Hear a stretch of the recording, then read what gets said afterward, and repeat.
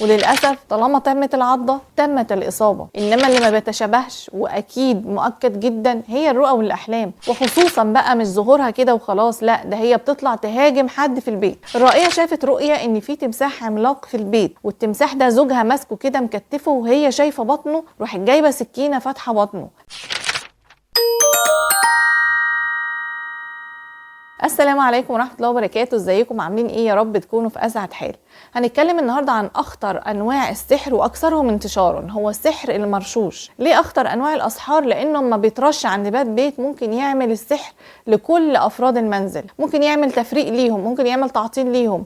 السحر المرشوش بيعمل تعطيل سفر، تعطيل زواج، تعطيل في الرزق، تعطيل في العمل، احيانا يعمل تفريق بين اهل البيت زي ما انا قلت لكم، او بين الزوج والزوجة. وليه هو اكثرهم انتشارا في الزمن اللي احنا فيه ده؟ لان سهل جدا اي حد يرش عند بيت اي حد اسحار، لكن من الصعب شويه انه ياكله سحر مطعوم، او انه يشربه سحر مشروب، او حتى انه ياخد من اثره من شعر او ضوافر او اي حاجه ويعمل له بيها سحر بره. علشان كده السحر ده هو اكتر الانواع انتشارا ويعتبر من اخطرها. لكن من رحمه ربنا سبحانه وتعالى انه بيعطي المسحور منامات، اما تحذيريه قبل ما السحر ده يترش، او لو السحر ده اترش ويعلموا ان في حاجه موجوده عند البيت ده، وان العمل ده يبدا ياخد بالاسباب ازاي يبطله ويبدا يعمل الرقيه الشرعيه وكده. هكلمكم النهارده عن رؤى مهمه جدا لو جات لك تدل ان في سحر مرشوش عند المكان ده، وكمان بعض الاعراض اللي بتدل ان اهل البيت دول عندهم سحر مرشوش. خلينا الأول نبدأ بالرؤى والأحلام المؤكدة. هبدأ معاكم بآخر رؤية جات لي، وهي رؤية عن ظهور التمساح في المنام. تمساح عملاق، مش هيظهر لك في البيت تمساح عملاق كده ومفيش حاجة، لا لازم تاخد بالك. الرؤية دي بتدل إن في سحر مرشوش في المكان ده. الرؤية ديت كانت على رقية شرعية، وكانت عارفة إن هي بتمر بمرحلة من الشفاء بالقرآن الكريم. الرؤية شافت رؤية إن في تمساح عملاق في البيت، والتمساح ده زوجها ماسكه كده مكتفه وهي شايفة بطنه، راحت جايبة سكينة فاتحة بطنه. نزل من بطنه سمك كبير جدا، بتقول السمك ده بعد ما حطيته على الرخامة كان جاهز للشوي وكان شكله شهي جدا. الرؤية دي كانت دلالتها ان هي بفضل الله بتتخلص من سحر مرشوش، لانها شقت بطن التمساح في الرؤية. ومش بس كده، ان التمساح ده كان معطلها الارزاق المادية. اول لما ابطل السحر ده على طول خرج السمك من بطنها العملاق، اللي هي ارزاق كانت موجودة بالفعل ولكن لم تحصل عليها. محدش بيموت يا جماعة الا لما ياخد رزقه كامل مكمل، حتى لو تعمل له تعطيل رزق لازم هيجي عليه وقت ان شاء الله وياخد كل رزقه اللي في الدنيا. طلعت السمك ده وكان جاهز على الاكل، معناها ان هي خلاص قربت جدا من انتهاء سحر التعطيل والارزاق الماديه هتبدا تيجي. فظهور التمساح العملاق في البيت ما بيجيش كده وخلاص، لا ده دلاله سحر مرشوش وسحر كمان قوي. اما تاني رمز هتكلم عنه هو رمز الثعابين. هو رمز طبعا منتشر جدا وكتير اتكلمنا عنه، لكن ما ينفعش اتكلم عن السحر المرشوش وما اقولهوش. الثعابين، وخصوصا الثعابين القويه الضخمه، وخصوصا بقى مش ظهورها كده وخلاص، لا ده هي بتطلع تهاجم حد في البيت. بتلاقي التعبان دايما بيطارد حد في المنزل، انت مستهدف، هو بيجري وراك، بيجري ورا ابنك، بيجري ورا حاجه في المطبخ، حد واقف في المطبخ، بتلاقيه كتير جاي من بره. يعني كتير الرؤيه دي متكرره، ان هو التعبان فتحنا الباب شويه او نسينا الباب مفتوح راح دخل من الباب. هنا معناه ان التحصين ما كانش احسن حاجه وتم الاختراق، وبالفعل في سحر مرشوش اثر على اهل البيت ده. ناهيك بقى عن عض هذه الاشياء، سواء التمساح او سواء الثعبان في المنام. العض هو للاسف الشديد تمت الاصابه، ولازم تاخد بالك. والشخص اللي اتعض في الرؤيه ده يبدا بالرقيه الشرعيه ويبدا ان شاء الله ياخد بالاسباب وربنا يشفيه. اما ثالث رمز وهو رمز قوي جدا جدا، هو ظهور العقرب في المنام. العقارب يا جماعه قويه جدا في تعبيرها انها سحر مرشوش، لانها تحمل السم، واي حاجه من الحاجات اللي بتحمل السم بتكون قويه جدا اذا تم كمان قرصتها او لدغتها في المنام. معناها ان تم الاصابه بسحر مرشوش قوي للاسف الشديد للرؤيه. لو ما خلصتش الرؤيه كده انه بس اتعض او اتقرص وخلاص، ولكن ان هو تخلص من، لو دخل سم في جسمه بدا ان هو يطلعه، او شاف ان جسمه بدا يخف، او شاف ان راقي بيقرا له، او هو قرأ قرآن على مكان الإصابة، يعرف ان هو بيعمل رقية رائعة ويكمل عليها وان شاء الله يكون فيها الشفاء. اما رابع رمز بيؤكد لك ان في سحر مرشوش عند البيت ده هو وجود الصراصير الكبيرة. يقول لك الرائي انا شفت في الرؤية كأن باب المنزل ده عنده بلاعة، او على بسطة البيت في بلاعة وبيخرج منها صراصير كبيرة كتيرة جدا داخلة على البيت او موجودة ومنتشرة. ده سحر مرشوش وترش، ان انت لازم تاخد بالك، وخصوصا ان الصراصير دي حيه وبتجري في المنام، تعرف ان السحر ده متفعل وقوي وللاسف الشديد متجدد.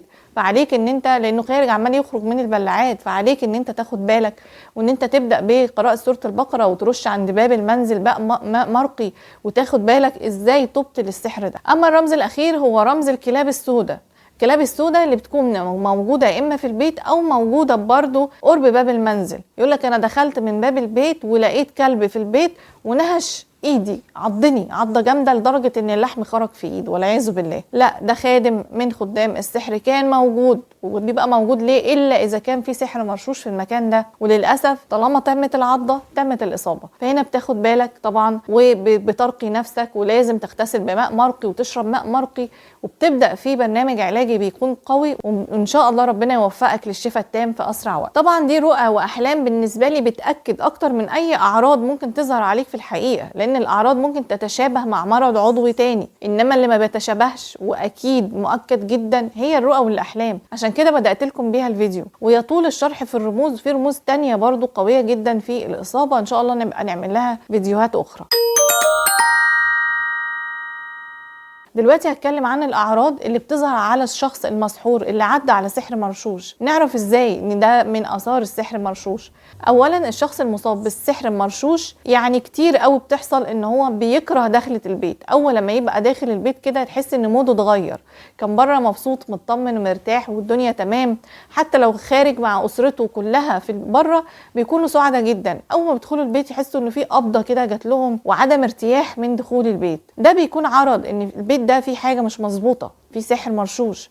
كمان في بعض الناس اللي بتدخل البيت تحس دايما ان في روايح كريهه، ومنتشر جدا الناس اللي عندها اسحار بده.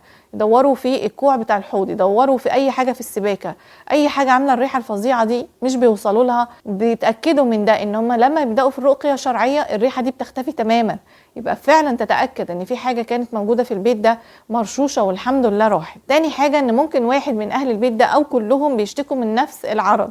يقول لك دايما انا بحس بشكشكه كأن حاجه شكتني فجاه. يقول لك ايه في ايه؟ يقول لك ده في حاجه، والله ابره شكتني، والله كأن مسمار دخل في رجلي، ولا كده مكان الاقدام ومكان المشي. وشفنا ده بعينينا، ناس بتشتكي شكوى فظيعه تروح للدكاتره، ما فيش اي اسباب عضويه ولكن الشكشكه موجوده كأنها كهرباء كده، عارف، واخذ الكهرباء. الشخص ده بيكون مش مرتاح خالص وبيرقد كتير، بيجيله امراض عضويه كتير وكثير الذهاب للمستشفيات وللدكاتره. وتلاقي دايما التشخيص في بعض الدكاتره ما عندكش حاجه، ما عندكش حاجه، انا هعمل ايه؟ تمام. التشخيص لما يوصل لمرحله انت ما عندكش حاجه، تعرف ان في حاجه روحانيه موجوده ومحتاج ان انت تعالجها وتشوف المصدر بتاعها ايه وتتعامل معاها. وطبعا ثالث حاجه واهم حاجه هي اصابه اهل المنزل ده بالاكتئاب. دايما في اكتئاب، دايما في ناس مش مبسوطه، دايما في بكاء، دايما في صويت، دايما الناس ماسكه ببعضها. طبعا ده ممكن يكون له ابعاد تانية سواء بقى اسريه او مشاكل عائليه او كذا او كذا، لكن استمرار الاشياء دي بالشكل ده وتلاقيهم بره البيت حلوين مع بعض والدنيا حلوه والجو لطيف، حتى لو اتعزموا بره او كانوا عند اهل اي حد العلاقه طيبه وجميله، لكن جوه البيت كده لا، لازم تتاكد وتاخد بالك. تابع احلامك كويس جدا، احلام هي خير دليل على الاصابه والشفاء ان شاء الله من الاسحار. يا رب باذن الله رمضانكم رمضان مبارك، يجعل رمضان شفاء وعافيه ليكم، وتخرجوا من رمضان ان شاء الله بكل صحه وعافيه، وربنا يبعد عن اجسامكم شر الامراض والاسحار. اللهم امين يا رب العالمين. شكرا لكم على متابعتي، والسلام عليكم ورحمه الله وبركاته.